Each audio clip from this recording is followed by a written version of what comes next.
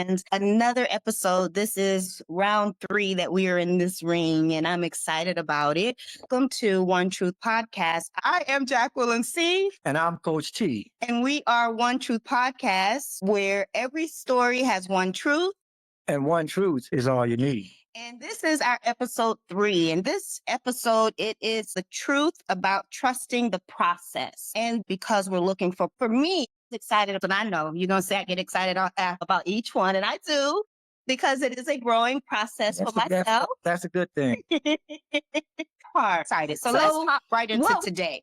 Trusting the process and why timing is missed because we look for perfection, and I truly believe most don't miss their purpose. They miss timing. And the reason they miss the timing is because they're waiting to be ready. And I'm going to use this particular scenario, becoming a parent, right? You can relate, you're a parent. We do all of the necessary things that we need to do so that when that child is brought into this world, we think we have it all right. And still, when you are wheeled down the hallway into that operating room, and even if you are doing natural birth, when you step into that tub of water, the fear factor kicks in. And I know we discussed this before. Fear is not of God, right? But it's a naturally flesh type of thing that transpires, right? And it may not even be fear. It may be the nervous system, as we talked about, because there is a differentiating factor between the two. And not really trusting things going to work out all right because God said so. So you know what that stems back to? I truly believe you never become ready until the moment actually takes place. So not prior to, it's not until afterwards. Yes. It's not until afterwards. And the reason I believe it's not until afterwards is because now you've had a chance to kind of lean into the process. And now that you're in the midst of the process, now you have to take and allow the natural instincts, which is the gift that God has provided us to be able to do whatever the case is that needs to be done. Right. How do you feel about that? Well, first and foremost, you have to really understand definitively what the process is. Okay. And when you know about process, you know there's an end goal for process. Mm-hmm. It's getting you ready. It's getting you prepared for something that's in the future. Okay. And so you understand process is the end goal. And so now you go back to the beginning of the process and you know that there's levels to it. And sometimes because you don't know the timing, you don't know God's timing, you think things should happen earlier that most of us fulfill the purpose. But sad to say, most of us do not fulfill the purpose because we abort the process and we don't get to that point where God wants us to get to. And so understand the process, there are going to be levels to it. There are going to be challenges to it. There are going to be trials and tribulations. But the process is for a purpose. It's to have you prepared for that set time. And sometimes we can get ahead of ourselves and ahead of God. And we're not ready at the set time to perform what God wants us to perform exactly to the T. So the process, you got to understand that it's going to be streams. It's going to be levels to it. It's going to be times when you don't understand, but you still have to trust God in the process and know that He's the one taking you through the process because He needs to get you ready for what He has prepared or have in store for you. I love in one of our segments, we talked about the purpose is going to be fulfilled regardless. The question is, will it be fulfilled sooner versus later? Or will it be fulfilled by you? Correct, by us at all. Right? If you're not ready, somebody else. That's right. That's right. Because He gave it, He can take it, right? Exactly. So here's where it comes in. There's a thin line to being nervous about taking a move or you having to have perfection in the place before you take a move, right?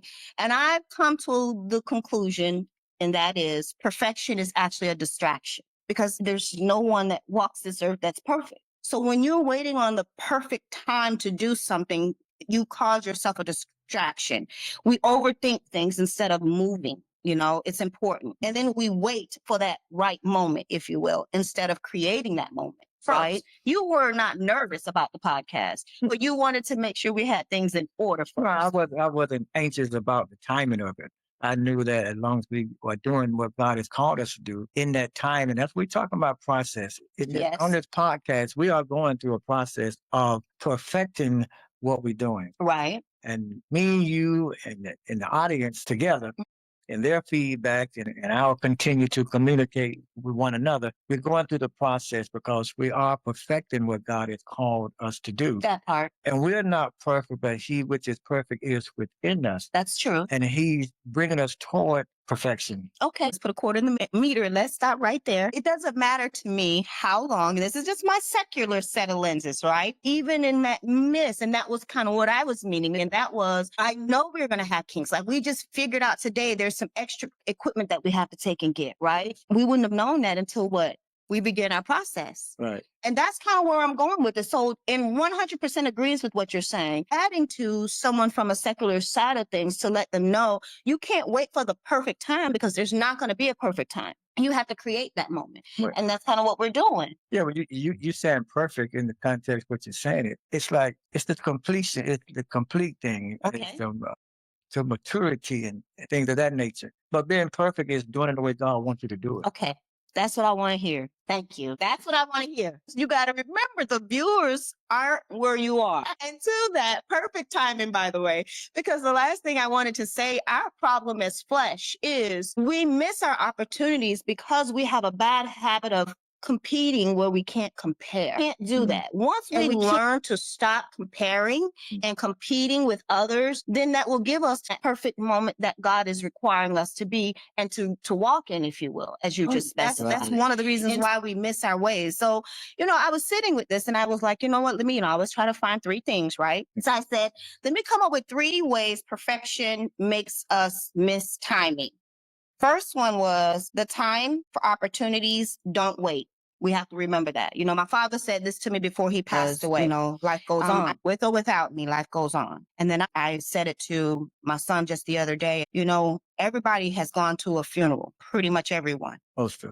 Pretty much everyone. They've gone, I didn't say they sat in the front row seat, but they've gone to a funeral to support someone. Right. The difference is where I was going with that, and that is the funeral hits different when you sit in the front row, that part. So when we get the ability to understand time waits for no one, that's how you miss the process because you're waiting for perfection. The second one is focusing on perfect conditions. We miss the imperfect opening that we actually are in need of because it's the imperfection that allows us to grow. It's the imperfection that allows us to mature. It's the imperfection that allows us to get it right.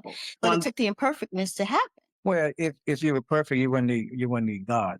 There you go. So it's our imperfection that makes us perfect candidates for God to perfect that which is imperfected. So then we got to realize is the process. We're talking about timing. Right. We got this, but in this vernacular that we have and this understanding that we have is that we see things different than way God see it. And we've learned to go through the process as the world or man has taught us to go through the process. So we look at timing as he sees it. Okay. Not as God sees it. It's God. Okay. God sees sequences. He don't really see time as we come because one day is like 1,000 years. And 1,000 years is like a day in God's time. Okay. So God looking at the sequence, have you got to this level to get to the next level. Okay. But we looking at it as, it's like certain women. They think wait a minute. I'm just saying this for, just to make this, in trouble. just to make this mature or age, they say, my time has come and gone. It's just like Sarah when she was getting older and Abraham was promised a child, a son, but that child hadn't come yet. Okay. So she decided, we talking about time. She got anxious. She got in a hurry. She stopped trusting God because she was looking at her God. Correct. She tried to get. You fertile. You're young and vibrant.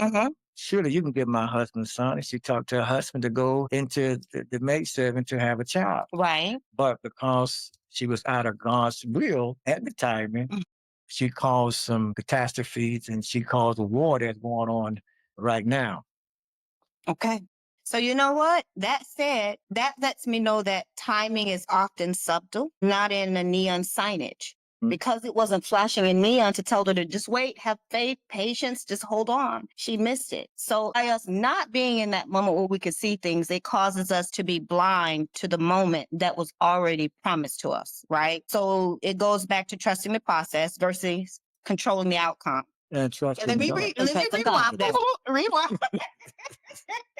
Trusting the process and God versus in the process. While in the process versus controlling the outcome. Yeah. When you're trusting the process, it's moving you so that you are able to see the fulfillment that is supposed to be done, right? Right. controlling the outcome. It's referring to us moving until we do. And you can't control it. Because if you're controlling it, that now takes us to being on the cusp of being disobedient. Yes. When you look at it. Because if he's telling us to go and then go left, and we're saying, no, I'm not quite ready to go, then we're going against what his will is for us. But like I said, when you understand process, you understand there's the end goal. And so it's like, what is your end goal? Is your end goal different from God's end goal?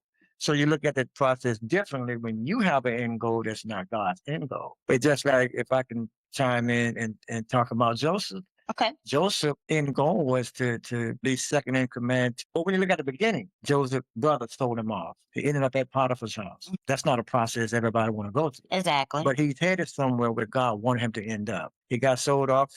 Potiphar's wife lied on him. He went to prison. And then he thought he was forgotten in prison.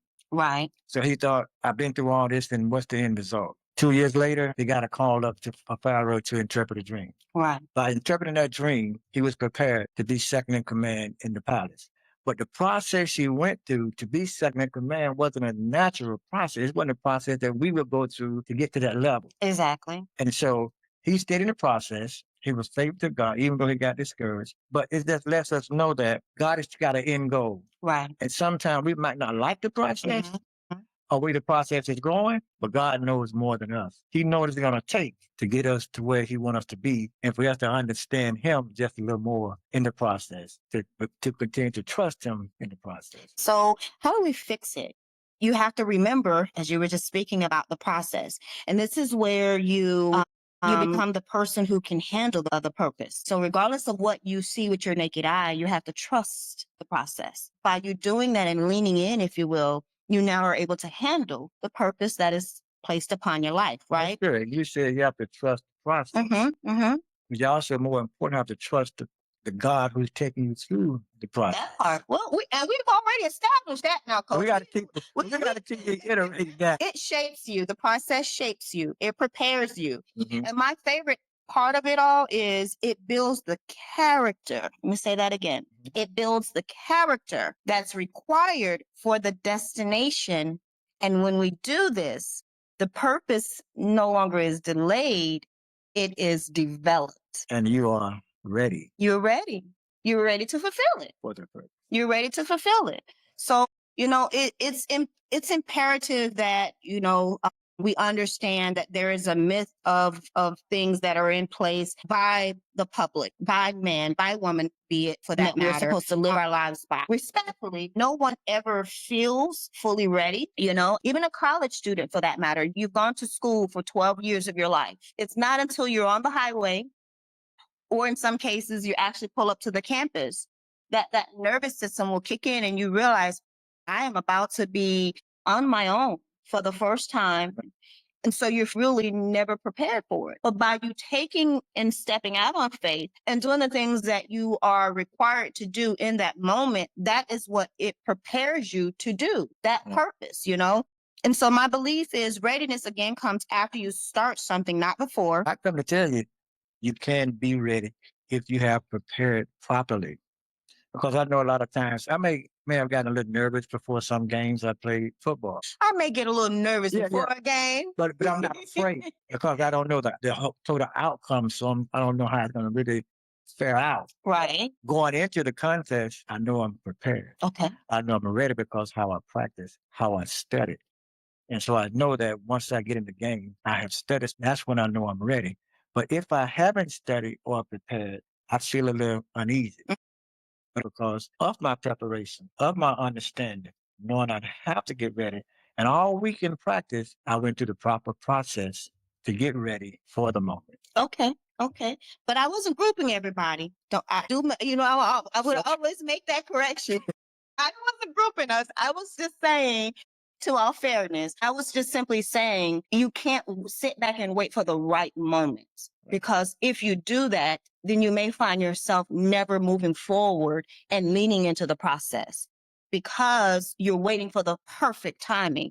And there's no such thing as a perfect timing. It's like I said, God's timing. Exactly. It's the perfect time. And You get on his page. When he said, you might don't feel like going when he said go, but when he said go, that's the right and the perfect That's it. time. And you have to know that. Yes. And the only way you're going to know that is by leaning into it. Even what I've learned in life, if you find yourself in a situation and you may feel like the situation is not the best situation for you, if you did it according to God's timing, and I think that's what I need to make clear is, Right. if you're doing it because that's what God has told you, it's only to get you to the next stepping stone, which is going to get you to the end result. And sometimes it requires the uncomfortability to take place because he's got to get you to either cross a path with someone. There's a teachable moment in it because remember, as I said in the very beginning, when you are trusting the process and you're doing things as you're supposed to do things, it is preparing you for the task at hand. Right. It's allowing you to become the person that's required because one of the things I learned in life, God is never going to give you anything you cannot handle. Right. So if you have to go through some things, because I often say this, a sailor doesn't become a sailor in still waters. They don't. It takes rough tide. It takes storms. It takes some rocking. It takes some falling off. It takes a good sailor. Well, you're either a sailor or you're not. So they got some bad sailors. And let's wrap it up. I see how we can go with one another. True. I tell you, Coach T, these people true. see us everywhere. True. We're going through the process of perfecting this podcast for God's glory, and you are experiencing the process. Live and uncut, right? Listen, we always wrap it up with one saying, that we can leave the public, our viewers, if you will. And my closing is to remember that perfection delays what the process is trying to deliver. So you don't need perfection. You need willingness. And if you do this and you trust the process that's orchestrated by God, the moment is already waiting for you. It's already figured out. Right. That's what I want to leave you with. What would you like to leave our viewers with, Coach? Well, it's not about trying to be perfect. It's about being obedient and trusting God in the process. Stop looking at yourself and continue to keep your eyes fixed on God and trust Him during the process. Because it's not your process. He's taking you through the process so you can get to where He wants you to be and fulfill the purpose He has called you to fulfill. So I think you got to change the way you look at things. Stop looking at the task at hand.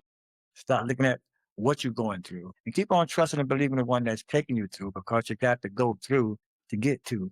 And that's what the process is really all about. You made me think of something my dad used to say: if he brought you to it, he will see you through it. And so perfect timing. Going through to get to. That's it. That's process. it. Well, Coach T, another 30-minute session. Yes. Providing teachable moments. Yes. And getting us on the path to perfecting our podcast. I've enjoyed this session. What scripture can you give to our viewers to be able to go back to that's relatable to what our segment today was about? Okay. Genesis. Oh, you're taking us back to the beginning. And 1. Okay. In the beginning, God created the heavens and the earth. Mm-hmm.